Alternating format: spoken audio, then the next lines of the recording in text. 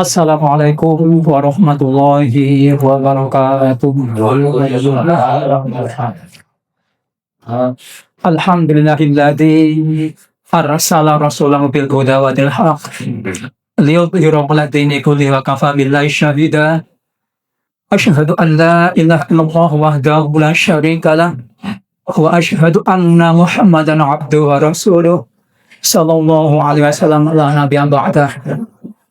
Allahumma sholli ala Muhammadin wa ala alihi wa sahbihi ajma'in. Qala rabbi shrah li sadri wa yassir li amri wahlul 'uqdatam min lisani yafqahu qawli. Amma ba'd. Qala Allah ta'ala, a'udzu billahi minasyaitonir rajim. Bismillahirrahmanirrahim. Masalul ladzina yunfiquna amwalahum fi sabilillahi kamasalil habatin ambatat sab'a sanabila fi kulli sunbulatin mi'atu habbah. Wallahu yudha'ifu liman yasha' wallahu wasi'un 'alim. Wa qala Rasulullah sallallahu alaihi wasallam, Allahumma inni as'aluka 'ilman nafi'an wa rizqan thayyiban wa 'amalan mutaqabbalan. Sadaqallahul 'azim wa sadaqa Rasulullah sallallahu alaihi wasallam. Para ibu, para bapak, jamaah masjid Fatullah yang insyaallah dirahmati Allah Subhanahu wa taala. Tiada kata yang pantas kita ucapkan pada kesempatan yang mulia ini selain senantiasa puji syukur kita kehadirat Allah Subhanahu wa taala yang mana atas segala limpahan rahmat, taufik dan hidayah dari Allah Subhanahu wa taala sehingga kita masih bisa menikmati rezeki dari Allah Subhanahu wa taala berupa kehidupan dan iman. Salat serta salam marilah kita senantiasa diaturkan kepada junjungan Nabi Muhammad Rasulullah sallallahu alaihi wasallam. Para ibu, para bapak, jamaah masjid Allah insyaallah rahmat Allah Subhanahu wa taala. Pada malam ini sebenarnya jadwalnya Ustadz Irfan.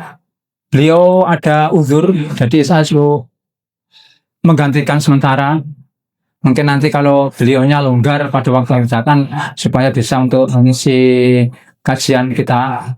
Katanya mau pulang kampung dulu, ada acara yang tidak bisa didengarkan. Beliau minta maaf dan pada malam hari ini saya menggantikan kajian tematik, yaitu temanya melanjutkan yang beberapa hari yang lalu. Dua pekan yang lalu insyaallah. 2 pekan lalu kita mengkaji tentang amalan-amalan pembuka pintu rezeki. Kita kemarin sudah kaji beberapa hal.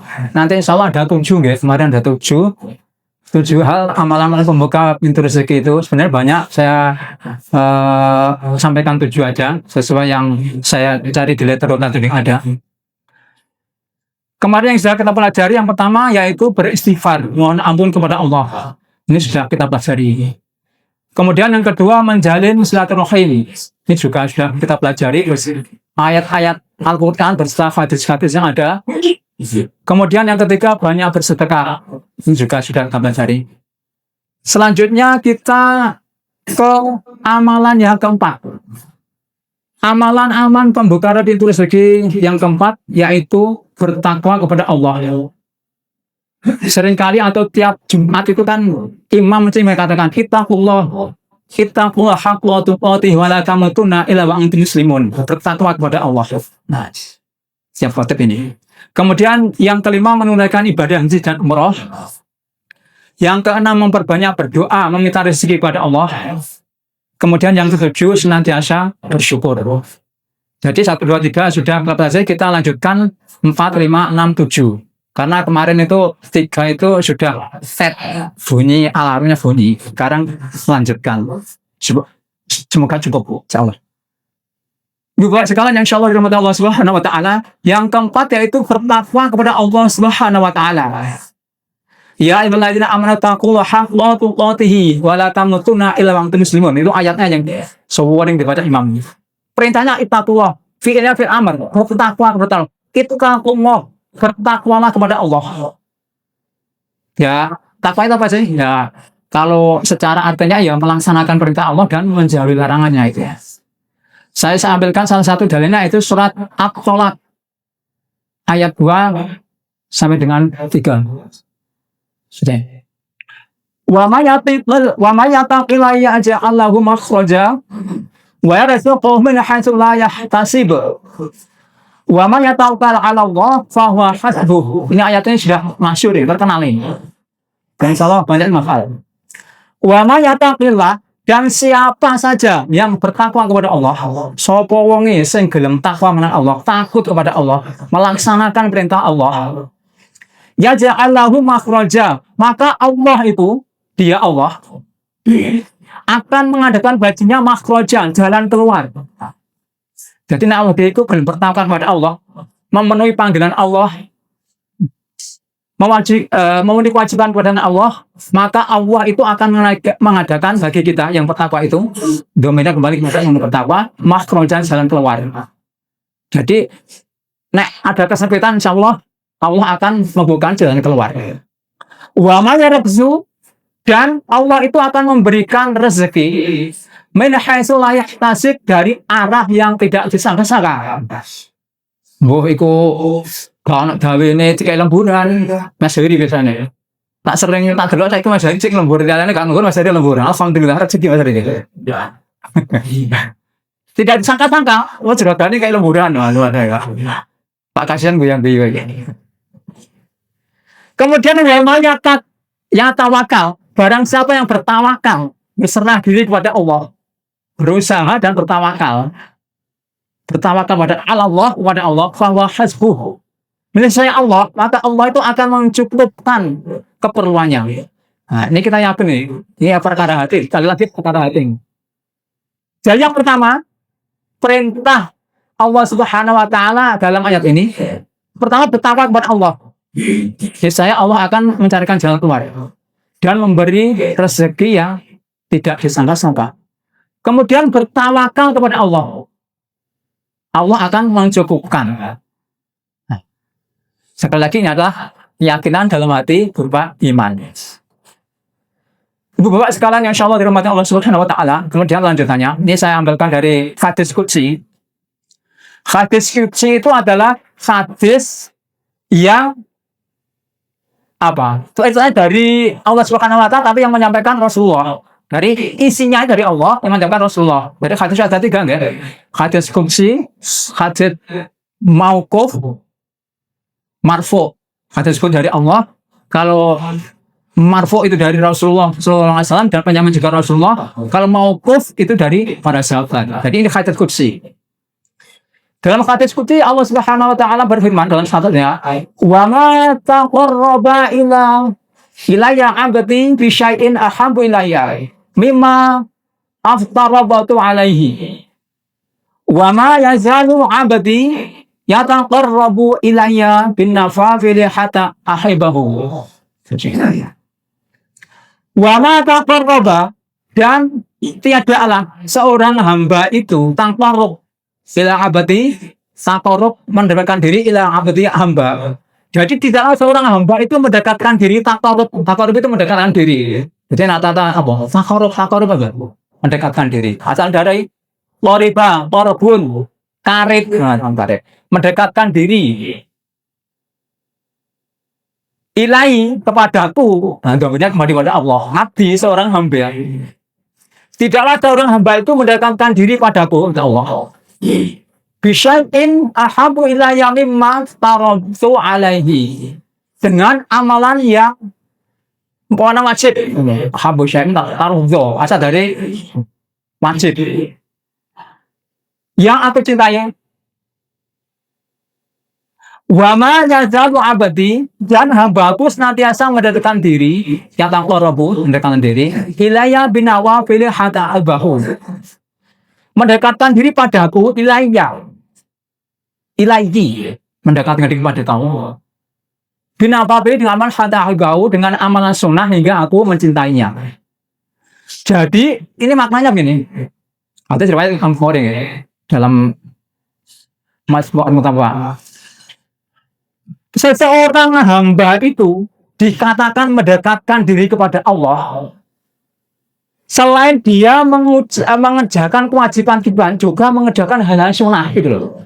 Jadi afdalnya kita itu dikatakan taqarrub kepada Allah jika mau menjalankan sunnah. Selain wajib. Jadi nama itu menjalankan wajib-wajib itu biasa gitu, biasa. Karena wajib biasa. Yang luar biasa atau lebih takarub pada Allah yaitu dengan tambahan amalan-amalan sunnah. Nah, ini sunnah gitu, pun bid'ah gitu, sunnah. Jadi Allah itu mendatangkan takarub dengan sempurna, mendekatkan diri kepada Allah dengan sempurna setelah menjalankan kewajiban yang cintai Allah juga dengan menjalankan amalan sunnah. Sunnah yang dijalankan oleh Allah Subhanahu wa taala melalui Rasulullah sallallahu alaihi wasallam. Nah, ini perlu dicamkan ini. Jadi terutama yang bapak-bapak atau arijal ya, lelaki ini. Nah, ibu-ibu ya usahakan juga yang sunnah, terutama bapak-bapak.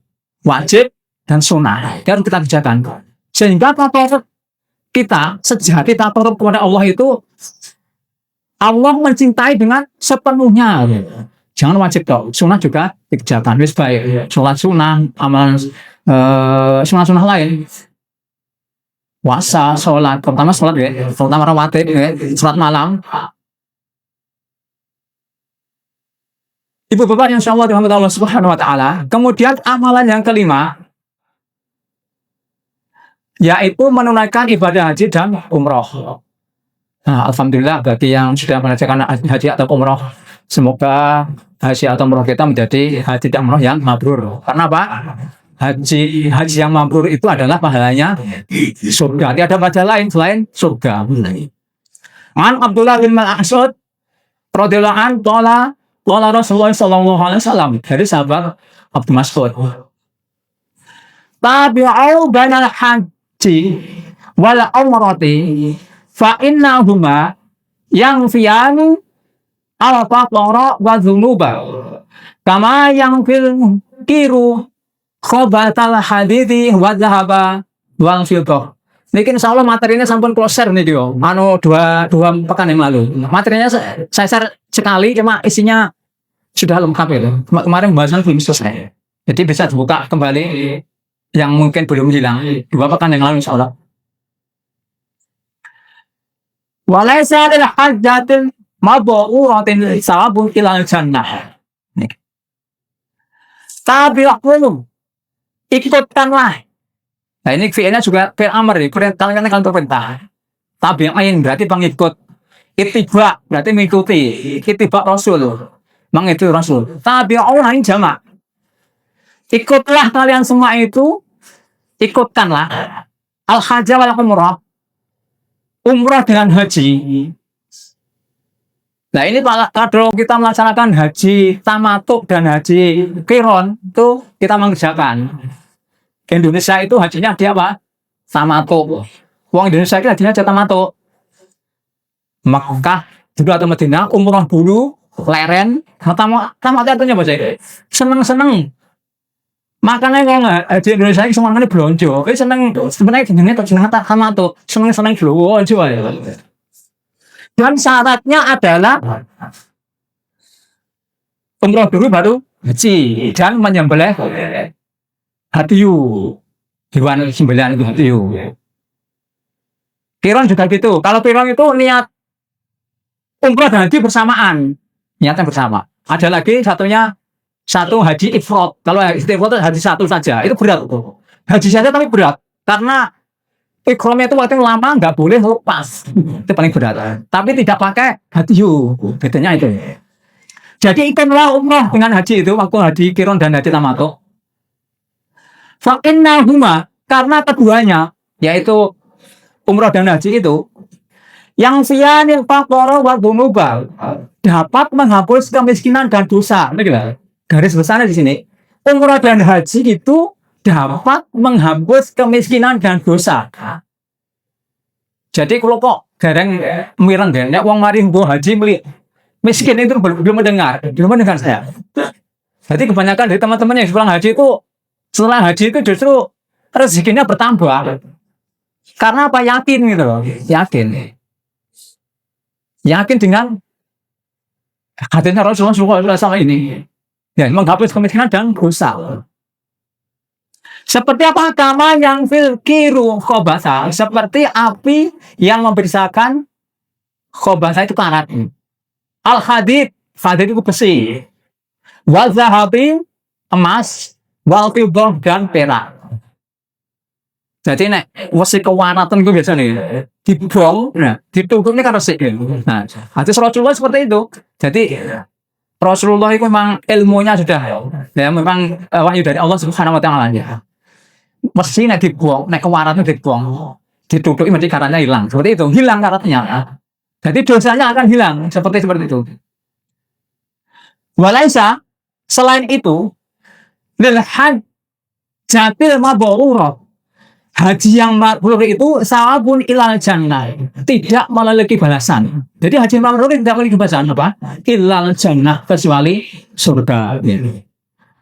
Jadi kita semua berdoa semoga yang sudah haji ini hajinya menjadi mabrur, semoga Allah Subhanahu Wa Taala memasukkan ke dalam surganya Allah Subhanahu Wa Taala. Amin. Semoga yang belum haji Allah Subhanahu Wa Taala mentakdirkan segera naik haji. Nek segera yo do mangan tok ya harus daftar. Nek gak daftar ya gak segera. Oke, tapi kok doa ya doa aja doa. Ya semua itu menentukan Allah. Hadis riwayat An-Nasa'i, At-Tirmidzi dan Ahmad. Hadisnya adalah hasan sokeh, nggak boleh dipakai untuk pedoman. Hasan sokeh, tingkatnya di atasnya hasan. Kemudian amalan yang keenam, nanti ada 7 ya, sudah 6, alhamdulillah. Yaitu memperbanyak berdoa meminta rezeki pada Allah. Jangan lupa deh, berusaha, ikhtiar, tawakal pada Allah, berdoa. Perlu ini, ojo kuwerjo tok gak ana dongane, harus ada doanya. Ikhtiar dan berdoa. An Ummu Salamah radhiyallahu anha, qala Nabi sallallahu alaihi wasallam, dari Ummu Salamah itu menjelaskan bahwa Ummu Salamah adalah salah satu istri Rasulullah SAW. Rasulullah SAW itu setiap selesai melakukan sholat subuh, terutama habis sholat subuh, beliau itu setelah salam senantiasa membaca ini sering benda. Ya, sudah saya sampaikan dalam muqaddimah saya tadi ini. Dan ini baca ini juga harus dihafalkan ini. Kita baca paling enggak setelah subuh. Boleh sewaktu-waktu. Allahumma inni as'aluka ilman nafi'an wa rizqan thayyiban wa amalan mutaqabbala. Kita hafalkan ini, yang belum hafal dihafalkan, yang wis hafal diamalkan. Paling tidak 1 kali setelah subuh. Boleh setiap kali. Allahumma, ya Allah, ini as'aluka, sesungguhnya aku memohon kepada Engkau. Kayaknya domainnya kembali pada Allah. Selang apa? Ilman nafi'an, ilmu yang bermanfaat. Baik itu ilmu agama maupun ilmu dunia. Ilmu dunia ini bermanfaat, Bu. Okay. Jadi misalkan ibu-ibu punya resep untuk masakan yang enak, nah ditularkan kepada ibu-ibu yang lain. Punya resep buat jajanan yang enak, laku keras, kasihkan kepada orang lain. Ilmu itu, ilmu yang bermanfaat. Ilman nafi'an. Waris thayyiban. Nah ini harus berdoa nih, rezeki yang baik, thayyibah. Baik, ma'ruf, thayyibah. Banyak mufasir itu yang thayyibah itu adalah halal dan banyak. Mufasir banyak yang mengatakan seperti itu, thayyibah gitu. Wa amalan mutaqabbala, dan amal yang diterima. Jadi kita senantiasa berdoa. Pertama, memohon ilmu yang manfaat.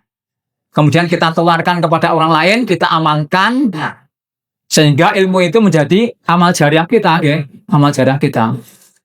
1 ilmu, 1 hadis, 1 ayat kita amalkan kepada orang lain mengerjakan seperti itu yang kita sampaikan, insya Allah berpahala terus. Kemudian orang lain mengajarkan kepada orang lain lagi, kepada anaknya, kepada cucunya, terus akan bertambah pahala kita, ilmu yang membuat itu. Rezeki yang baik, yang halal dan barakah, kemudian amal yang diterima. Nah, ini 3 hal penting, harus hafal ini, wajib hafal, kita amalkan. Kemudian lanjutnya, doa lainnya, kalau tadi dari Ummu Salamah, kemudian dari Ali Abu bin Abi Thalib radhiyallahu anhu. Rasulullah SAW mengajarkan doa sedekah. Hadir dari musmalah bekalan dari sahabat Ali. Doa berikutnya ya Allah, Allahumma kfini bi halalika an haramika wa aghni bi fadlika amman siwaka. Allahumma ya Allah akfilni, cukupkanlah. Nih dominnya kepada yang berdoa. Cukupkanlah aku orang yang berdoa. Bihalalika, dengan yang halal, an haramika, dan jauhkan dari yang haram. Penting ini. Jadi kita selain berdoa tadi berdoa untuk Allah mencukupkan rezeki kepada kita dengan rezeki yang halal dan dijauhkan dari yang haram. Wa al-ghani, dan kayakanlah. Ghani, al-ghaniya berarti orang-orang yang kaya. Abdul Ghani berarti hamba yang kaya. Nah ini anak celana Abdul Ghani ya, cek sugih. Cukup kaya. Mbak ini cukupkanlah, kayakanlah aku. Bifadlika, dengan karuniamu, dengan fadilahmu ya Allah. Karena kembali kepada Allah. Aman siwaka, dan dari bergantung pada selainmu. Nah, jadi harus kita bergantung kepada Allah Subhanahu wa taala. Wallahu ahad, Allahu samad, lam yalid wa lam yulad wa lam yakul lahu kufuwan ahad. Kita harus bergantung kepada Allah. Tidak boleh selain kepada Allah. Makanya kalau ada segala kesulitan, kita harus kembali kepada Allahu Rabbi, kepada Allah kita. Hadis riwayat Tirmidzi, dan sanad ini adalah hadisnya sanadnya hasan. Bisa dipakai untuk acuan. Bu Bapak yang insya Allah dirahmati Allah Subhanahu wa taala. Kemudian amalan yang 7 insya Allah terakhir nih. Kita sebagai umat Rasulullah SAW, ya, setelah semuanya itu kita laksanakan, dan tidak lupa kita harus senantiasa bersyukur. Ini ayatnya banyak sekali, sering disampaikan Abah Basit maupun Pak Sis maupun dan lainnya sering menyampaikan. Salah satu yang saya sampaikan adalah surat Ibrahim. Wa idza ta'adzana rabbukum la in syakartum la azidannakum wa la in kafartum inna 'adzabi lasyadid. Nah, ini sering ayat sering dibaca ini ya. Wa idza ta'adzana rabbukum, dan ingatlah juga ya, ketika Rabb kalian memaklumkan, memberikan maklumat, peringatan. La ing syakartum, sesungguhnya jika kalian itu bersyukur, kalian semua itu bersyukur. La-nya orang pendek ya. Ini sungguh. Sungguh, beda dengan la panjang. Makanya bacanya jangan la salah. Lai pendek, sungguh. La nanti menjadi tidak. Sungguh jika kalian bersyukur, la ing syakartum, la azidannakum, niscaya kepada Allah, oleh Allah, aku Allah akan menambahkan nikmat kepada kalian. La azidannakum, kepada orang yang bersyukur. Wala ing, akan tetapi kafartum, jika kalian itu kufur, mengingkari nikmat Allah. Jika rezeki Allah kok sampeyan kok tidak bersyukur, kalian bersyukur, isinya itu cak. Apa orang nek cak ini luar biasa nih. Apa? Tukang solder. Apa orang misalnya tukang solder cak kan. Kok tidak bersyukur cak. Kok sampai ini Gusti Allah, kok gak iso kaya wong iku, gak iso apa. Kurang bersyukurnya itu berarti. Wala itaqakum, akan tapi jika kalian itu tidak mau bersyukur, mengingkari nikmat Allah, inna adzabil syadid, sesungguhnya azabnya Allah itu, azab adalah syadid, itu berat, pedih, sangat pedih. Jadi melalui ayat ini, sekali lagi marilah kita syukuri apa yang telah dikaruniakan Allah Subhanahu wa taala, tapi kita tetap berdoa, berusaha segala hal yang hasilnya adalah kita serahkan kepada Allah Subhanahu wa taala. Kemudian lanjutannya dari Al-Qur'an, sekarang saya ambilkan dari hadis An Abi Hurairah radhiyallahu anhu, qala Rasulullah sallallahu alaihi wasallam, laisal ghina man kasratil arab walakinnal ghina nafsi. Laisal ghina, tidaklah al-ghina kaya itu, kecukupan itu, Angkasrotil arodo, diukur dengan banyaknya kemewahan dunia. Jadi kaya itu jangan diukur hanya dengan kemewahan dunia saja, jangan. Jadi ketoke mripat tok, jangan. Walakin akan tetapi, al-ghina itu kekayaan itu, kecukupan itu, ginal nafsi adalah dicukur dengan nafsi, hati yang merasa cukup. Kaya itu kan relatif Pak. Jadi kaya versi saya dengan kaya versinya Bapak Basit ya beda. Yang menyamakan apa? Hati ini, hatinya merasa cukup. Alhamdulillah. Ya tadi senantiasa bersyukur ya, merasa cukup. Insya Allah apa? Allah akan menambah itu, akan menambah nikmat kita, kecukupan yang diberikan oleh Allah Subhanahu Wa Taala. Hadis ini diriwayatkan oleh Bukhari dan Muslim, muttafaqun alaih, hadis sahih. Kemudian hadis ini mengajarkan kita bahwa yang pertama, kekayaan yang sebenarnya itu adalah di dalam hati ini. Sekali lagi, kekayaan ada di sini, di mana kita itu bisa mengelola hati, manajemen kolbu, manajemen kolbu mengelola hati kita. Hati kita itu harus merasa cukup dan qanaah, menerima apa adanya yang diberikan Allah Subhanahu Wa Taala saat ini. Tapi juga tidak lupa berusaha dan berdoa, dan bukan pada jumlah harta yang dimiliki. Nah ini di dalam hati.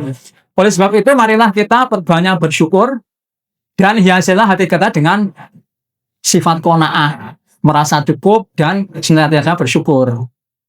Alhamdulillah, misalnya saat ini sering kan disampaikan Bapak juga segitu seperti itu. Alhamdulillah buang mobil, tetangga saya punya sepeda motor saja. Alhamdulillah masih punya sepeda motor, tetangga saya punya sepeda. Alhamdulillah punya sepeda. Tetangga saya itu naik gede melaku. Alhamdulillah jadi melaku. Nah, tangga sebelah juga melaku kan. Dan seterusnya sudah bersyukur. Melihatnya ke bawah, jangan ke atas. Filosofinya adalah kita itu berjalan ya, berjalan. Naik melaku itu aja ngingetin dokter mana apa? Jelungup. Nah, bawaan jelungup. Nah, melaku itu ada misor ya, utama lurus atau tidak, lurus atau ke bawah. Kita merasa hati-hati yang karinya, merasa bersyukur, pelihara. Nah, nek blowokan itu ngerti, akhirnya enggak ke blowo. Seperti itu. Bapak sekarang insyaallah dirahmati Allah Subhanahu Wa Taala, dari kesimpulannya, dari ayat hadis di atas kita mendapatkan pelajaran penting. Yang pertama ya, rezeki itu tidak semata-mata tentang harta, melainkan juga keberkahan dalam hidup. Nah, dulu kapan sampaikan rezeki itu tidak hanya dohir saja, batin juga. Rezeki yang umum dan rezeki yang khusus. Nah, dulu kita pelajari yang waktu-waktu awal itu. Kemudian menjaga silaturahim dan senantiasa bersyukur. Itu adalah kunci utama untuk mendapatkan rezeki yang lapang dan umur yang penuh keberkahan. Ya. Silaturahim menambahkan rezeki dan keberkahan umur. Kemudian bersyukur tidak hanya mempersiapkan nikmat yang ada, tetapi juga membawa ketenangan batin dan kepercayaan bahwa Allah Subhanahu Wa Taala selalu memberikan yang terbaik. Kita yakin ini. Jadi apa yang diberikan Allah saat ini adalah yang terbaik bagi kita. Kita yakin kepada Allah Subhanahu Wa Taala dan berbaik sangka kepada Allah Subhanahu Wa Taala. Kita harus selalu husnudzon, berbaik sangka, jangan suudzon. Mari kita jadikan silaturahim dan rasa syukur ini sebagai pondasi dalam hidup. Ini pondasi silaturahim dan rasa syukur. Sehingga Allah Subhanahu Wa Taala senantiasa melimpahkan karunia dan kebaikannya kepada kita sekalian. Akhirnya, mari kita perbaiki kita. Insya Allah hati kita akan memperbaiki pikiran kita. Pikiran kita akan memperbaiki lisan kita, dan lisan kita akan memperbaiki hidup kita. Jika hidup kita sudah baik, insya Allah hidup kita akan memperbaiki akhirat kita. Ya.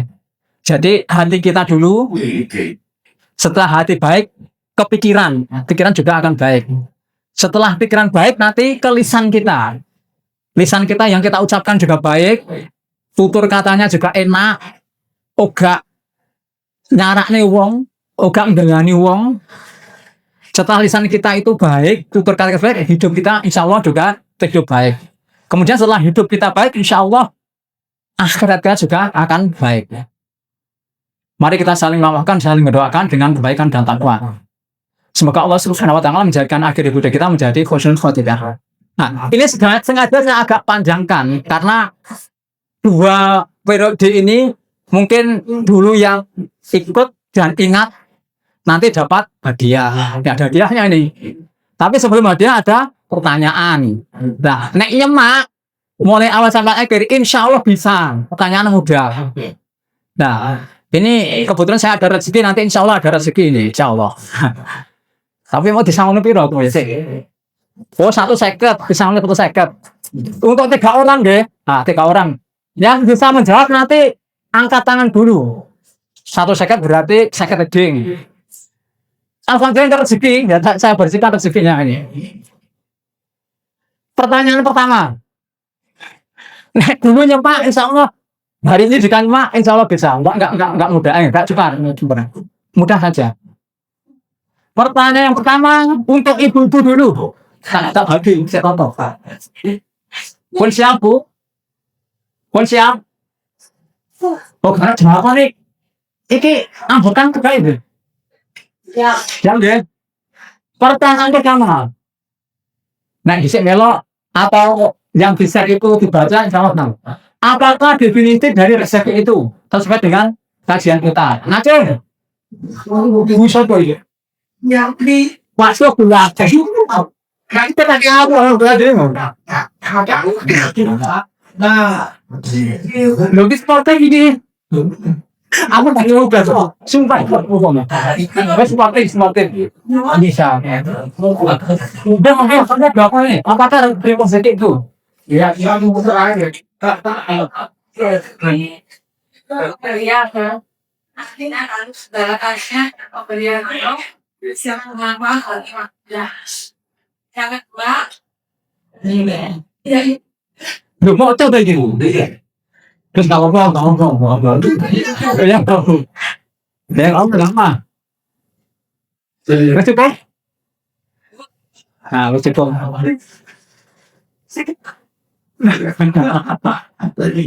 Alhamdulillah satu deh, nanti diambil 20. Nah ini kok, karena bicara hukum deh. Yang kedua tiga nanti siapa yang dapat itu? Siap deh. Sekarang mungkin data bapak. Nah ini mobil sekarang bapak. Ibu tadi tidak ada ibu sampai belajar ini. Itu enggak ya? Oh gitu alhamdulillah. Berarti orang alim itu mana kok? Ini ke bapak. Pertanyaan kedua. Sebutkan dua jenis rezeki secara barisan. Nah ini nek gelem monco yo bisa ya. Monggo, ngacung. Enggak. Wis kata bapak dua rezeki secara barisan. Mana bapak-bapak kayaknya sing ngacung mau coba wis, mau coba apa? Tak kene dulu ana lho. Mau coba apa wis? Berarti nek moto ngerti bane berarti kok pelajari. Loh, kalau ngacung bapak ya, tak kene dukun lho. Itu lah, itu lah. Itu. Nggih ngono itu, Bu. Ngacung. Bu siapa iki? Bukan monggo. Bisa tanpa ulung. Nggih. Atau sawi. Dan yang kedua ini khusus atau batik. Nggih. Itu saja kan terhitung panjang. Bapaknya banyak. Nggih. Pada intinya ada pukul. Rezeki itu jenisnya adalah dibagi dua, yaitu rezeki yang umum. Nah, rezeki umum apa? Rezeki yang diberikan semua makhluk itu adalah sifat rahmannya Allah dibandingkan kepada semua makhluknya Allah, sifat rahman. Kemudian rezeki secara terlalu khusus hanya diberikan kepada orang-orang yang beriman, sifatnya rohim, ar-rahman ar-rahim. Nanggung kan? Sangat ini sana. Hati kata ibu, kalau itu kompor ya, dia tutup mungkin ya. Nah, hukum. Saya terakhir, bapak atau ibu berpikir ya. Ini kok juga jawabannya nggak terlalu panjang kalau mau. Tadi kan kita mempelajari 7 ya, 7 itu. Enggak. Bapak kalau dulu. Sebutkan 4 dari beberapa amalan membuka rezeki. Yang kita pelajari itu ada 7. Sebutkan 4 saja, nggak 7. Pak Mamadrin. Monggo, Pak Tatang.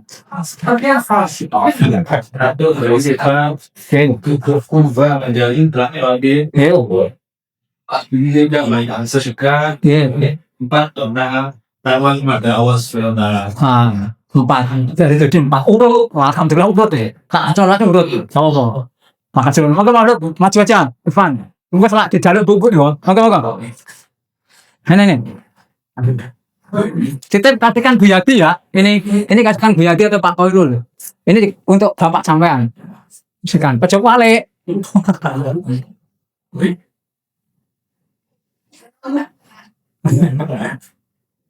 Ibu Bapak, insya Allah, Allah Subhanahu Wa Taala. Demikian yang dapat disampaikan pada kajian malam hari ini. Dua pertemuan kita membahas tentang beberapa hal yang berhubungan dengan amal-amalan untuk membuka pintu rezeki pada kita sekalian. Semoga apa yang kita pelajari senantiasa menambah iman kita kepada Allah Subhanahu Wa Taala, menambah ilmu kita. Semoga dapat kita amalkan sehingga Allah Subhanahu Wa Taala membukakan rezeki kepada kita sekalian. Rezeki kita ditambah oleh Allah Subhanahu Wa Taala, kita menjadi orang-orang yang kaya, baik kaya secara zahir maupun kaya secara batin. Marilah kita akhiri dengan doa pada majelis. Subhanakallahumma wa bihamdika, asyhadu an la ilaha illa anta, astaghfiruka wa atubu ilaik. Dari saya kurang lebih mohon maaf. Wassalamualaikum warahmatullahi wabarakatuh.